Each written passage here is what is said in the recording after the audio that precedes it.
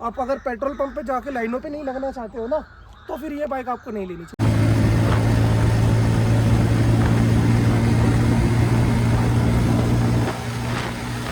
एक चीज़ जो remain same रहेगी वो है इसका इंजन। इंजन 250, वो उसमें भी यही सेम इंजन है, इसमें भी सेम इंजन है। अक्टूबर से आप लगा लो 5-6 महीने से ऊपर हो चुके हैं, बट मेरे को अभी तक कहीं पे कोई ब्रेक डाउन नहीं हुआ, एक पंचर नहीं हुआ है bike. Hey guys, welcome back to our new video और this is my new Pulsar N250। ये है मेरा 2023 का लास्ट मॉडल, जो अभी वाली जनरेशन आई है उससे एक जस्ट पिछले वाला। और आज हम करने जा रहे हैं इसका ओनरशिप रिव्यू।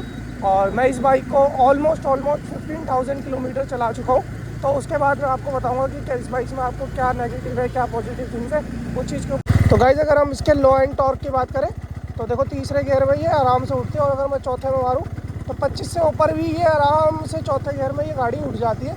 तो गाड़ी में लो एंड टॉर्क तो काफ़ी अच्छा है, बंद नहीं होगी। तो आपको सिटी में चलाने में, ट्रैफिक में चलाने में कोई दिक्कत नहीं है, आपको बार बार गियर शिफ्ट नहीं करने पड़ते हैं। बस थोड़ी सी स्ट्रगल करती है, बट इतना नहीं है, बहुत लिटिल सा स्ट्रगल है। उसके बाद गाड़ी आराम से वापस आ रही है। देखो, 5वें गियर में ये 30-34 पर चल रही है, जिससे पता चलता है यहाँ पे गाड़ी में टॉर्क तो है। तो गाइस, बाइक का रिव्यू देने से पहले लोकेशन पे लेके चलता हूँ आपको, क्योंकि यहाँ पे क्या है, बहुत ज़्यादा नॉइस आती है।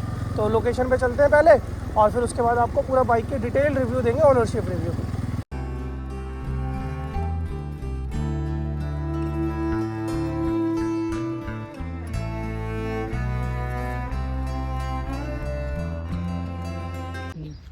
तो दोस्तों, ये है मेरी पल्सर N250 2023 मॉडल, जो लेटेस्ट है, उससे एक जनरेशन पिछले वाला।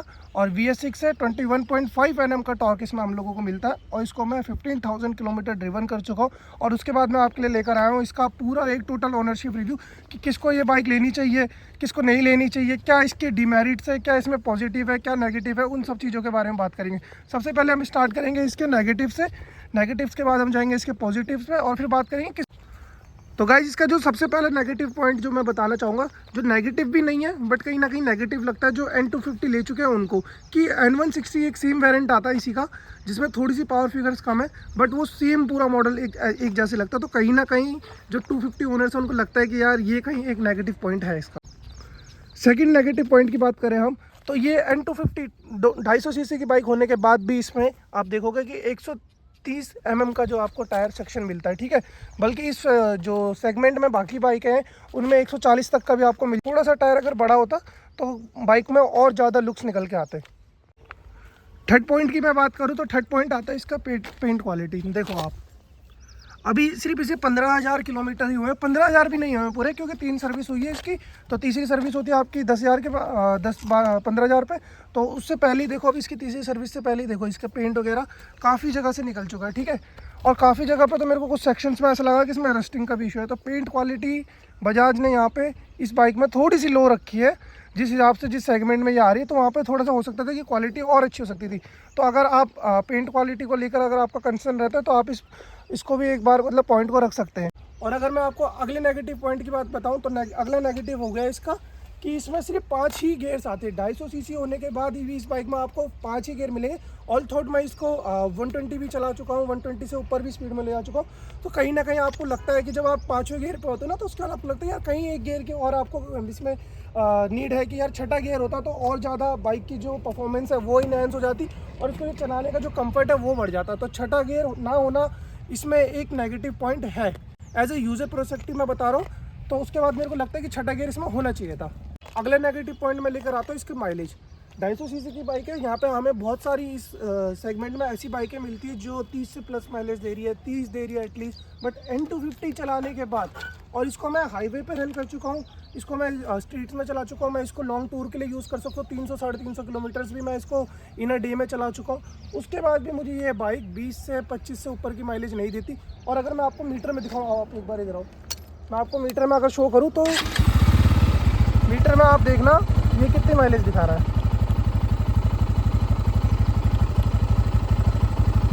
ये आ गया मेरा ट्रिप 1 57 किलोमीटर, और ये 19 की माइलेज यहाँ पे शो कर रहा है। देखो एक बार दिखाओ, ठीक है।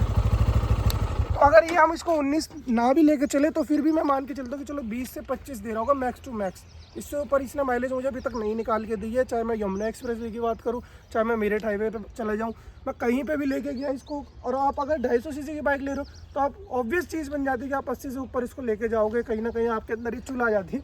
तो उसके बाद आप इस चीज़ को लेके चलना कि ये माइलेज नहीं देगी। दोस्तों अब कर ली नेगेटिव की बहुत सारी बातें, अब करते हैं पॉजिटिव की बात। सबसे पहला पॉजिटिव इसका मुझे जो लगता है वो है इसका प्रोजेक्टर।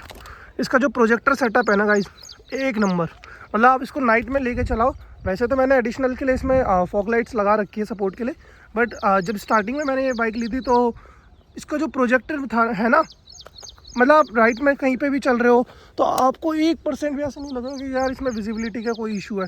काफ़ी अच्छी इसकी विजिबिलिटी आती है। मैं इसका आपके नाइट की वीडियो भी अगर पॉसिबल होगा तो इसके बाद लगा दूंगा विजिबिलिटी वाला।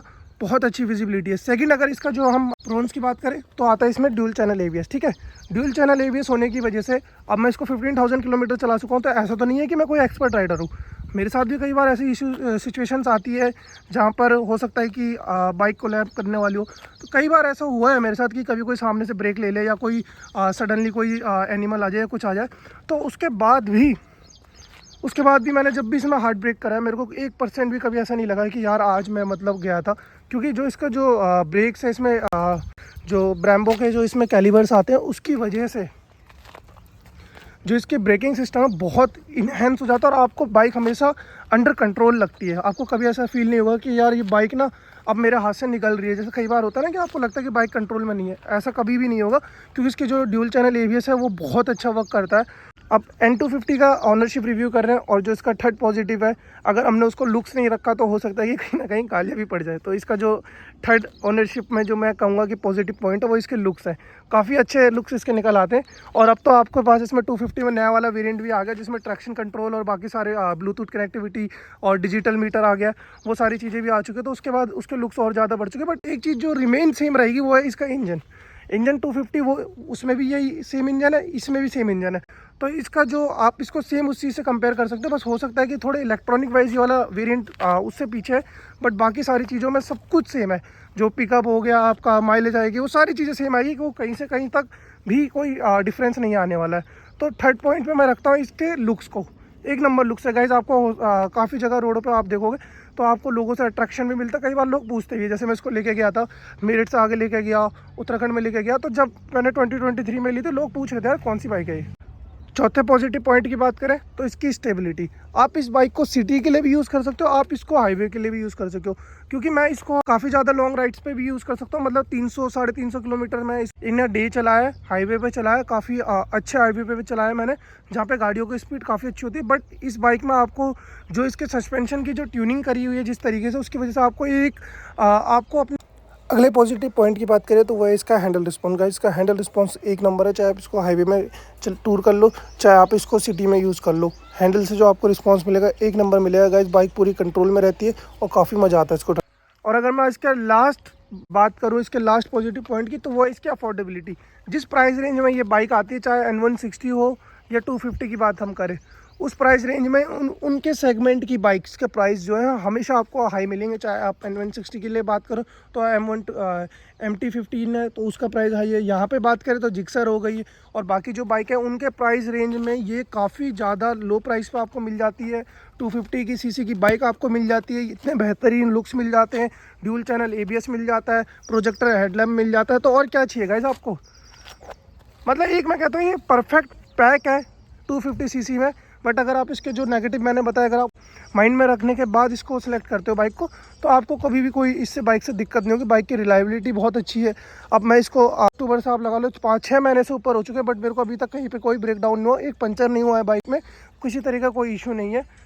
तो बाइक तो बहुत अच्छी है गाइस। तो गाइस ये था N250 का मेरा 15,000 किलोमीटर चलाने के बाद ओनरशिप रिव्यू, और जिसमें मैं आप लोगों को अगर मैं आपको वर्डिक्ट दूँ अपना कि आपको ये बाइक लेनी चाहिए या नहीं लेनी चाहिए, तो मैं कहूँगा कि हाँ डेफिनेटली आपको ये बाइक लेनी चाहिए। बट अगर आप ये सोच रहे हो ना कि आप इसको डेली बेसिस पे यूज़ करोगे, और तो आप अगर पेट्रोल पंप पे जाके लाइनों पे नहीं लगना चाहते हो ना, तो फिर ये बाइक आपको नहीं लेनी चाहिए। क्योंकि इसके साथ ये कि आपको 20-25 मैक्सिमम, आप अगर चलो ठीक है मानता हूँ बहुत अच्छे राइडर हो, आपने निकाल रहे हो 60 से नीचे चल रहे हो, तो आपको ये 30-35-30 की माइलेज दे देगी। बट उसके बाद भी आपको इसमें 12 लीटर का फ्यूल टैंक मिलता है। तो आपको 3 से 4 दिन बाद फिर रुकना पड़ेगा पेट्रोल पंप पे, जो कि एक डेली यूज़र नहीं अफोर्ड कर सकता डेली बेसिस पे इतनी कम माइलेज। तो उस चीज़ को अगर आप साइड कर देते हो, उसके बाद भी अगर आपको पैशन है इस बाइक के लिए, तो आप इसको डेफिनेटली ले सकते हो, आप इसके लिए जा सकते हो। तो गाइज़ ये था मेरा N250 का ओनरशिप रिव्यू। आशा करता हूँ आपको ये वीडियो अच्छी लगी होगी। अगर ये वीडियो आपको अच्छी लगी तो अपने दोस्तों के साथ शेयर कर देना। और अगर आप बाइक लेना चाह रहे हो और अगर आपको इस बाइक के बारे में ओनरशिप रिव्यू के से कुछ ना कुछ सीखने को मिला, कुछ ऐसी चीज़ें जो आपका डाउट क्लियर हुआ है, तो प्लीज़ कमेंट कर देना। और प्लीज़ कीप सपोर्टिंग गाइस।